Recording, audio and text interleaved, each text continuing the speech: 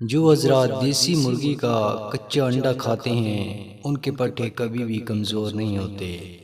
اگر کھانسی زیادہ آتی ہے تو بیگن کا برتھا زیادہ سے زیادہ کھائیں۔ جن حضرات کو قبض کی شکایت ہے وہ زیادہ سے زیادہ سیب کھائیں۔ اگر جوڑوں میں درد رہتا ہے تو انجیر پانی میں بھگو کر کھا لیں، درد ختم ہو جائے گا۔ کھانا کھانے کے بعد تلسی کے پتے چبانے سے ہاضمہ خراب نہیں ہوتا۔ جو حضرات دمہ کی بیماری میں مبتلا ہیں وہ زیادہ سے زیادہ سوانجنا کی پھلیاں پکا کر کھائیں۔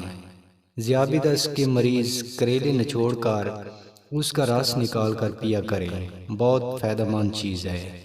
اگر چہرے کو چاند کی طرح چمکدار بنانا چاہتے ہو تو شہد میں 3 دانے بادام کا سفوف ڈال کر چہرے پر لگائیں۔ پیشاب آنے سے جلن ہوتی ہے تو زیادہ سے زیادہ کھیرا کھایا کریں۔ رات کو نفس پر آلو بخارے کے پودے کا پتہ لپیٹ کر سو جاؤ، نفس غبارے کی طرح پھول جائے گا۔ نفس کی بگڑی ہوئی حالت دیکھتے ہی عورت مہک کے بھاگنے پر مجبور ہو جائے گی۔